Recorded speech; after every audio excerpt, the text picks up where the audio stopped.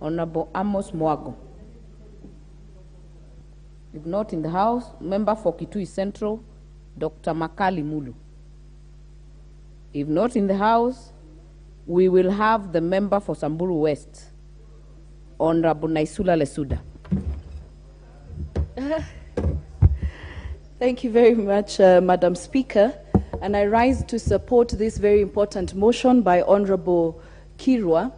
And I just want to say that, listening to my colleagues, it is very clear that as a country, we don't have an issue with food security. We have an issue with food distribution. There are parts of this country, as we've heard from our colleagues, and I don't think they're talking from the air. They come from these constituencies. They represent farmers in this country. And when they say that the farmers have maize, it is clear that farmers have maize. And then for us who are coming from areas where we are hardly hit by the drought, it is clear that we have a problem in ensuring that the food we have in other parts of the country reach other parts of the country that do not have food, Madam Speaker. And it is not just maize. I also saw farmers in Nyandarua and areas around there talking that they're feeding vegetables, potatoes, and even tomatoes to their livestock, when we have other parts of this country, people dying because of drought, Madam Speaker. Madam Speaker, it is important that even if, for whatever reason, we have to import maize, it cannot possibly be GMO maize. We have maize from our neighboring countries. We are speaking about regional integration, Uganda, and other countries, Madam Speaker, in East Africa that do have maize. We can import maize that is not GMO, Madam Speaker. And when, as a people and people who represent our people that sent us to Parliament, when we raise issues to do with GMO, it is so sad when you see those that we vetted, that we passed in this Parliament, making very condescending statements that you will die anyway. Would you rather die of hunger? That there are 1,000 ways of dying, Madam Speaker.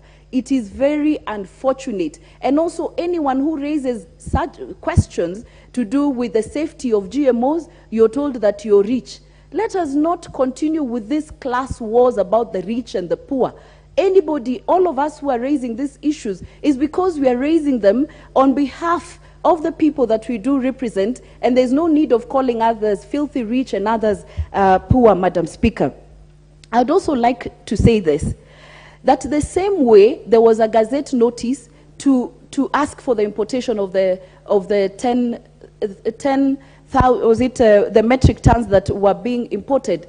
If for sure farmers are hoarding maize, why haven't we seen the Cabinet Secretary of Agriculture making a statement saying that we have a shortage of maize? Farmers, please, we have opened our NCPB. Please bring the maize that you have, and we will be buying the maize for this amount of money. Madam Speaker, we would also like to know the maize that is being imported at how much? Because this is where the cartels come in. You will find that the maize that is being imported is at 5,300 or 5,500 for a 90 kg of maize, but our farmers here are being told stop hoarding, and you want to buy the maize at 3,000 Kenya shillings. So please, we want to, you to be transparent with our farmers and say we have opened the stores, bring the maize so that we can buy, and we are buying at this price, Madam Speaker.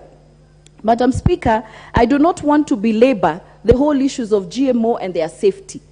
When we raise these issues, it is important that you give us the answers. You're the policy makers. We have research institutions in this country. We want to be told how safe we are with the GMOs, and we will continue to ask these questions, and don't try to silence us by telling us that they are safe and we're being ignorant and we should argue with facts. When you tell us they are safe, also argue with facts. Tell us when the research was done by who, also give us the facts, and not only make the ones who are asking the questions about the safety of GMO to also look like we're ignorant and we don't know what we're talking about. If you know what you're talking about, please table and tell us when the research was done and where it was done, Madam Speaker. So with those very few remarks, I do want to support this very important motion. Thank you.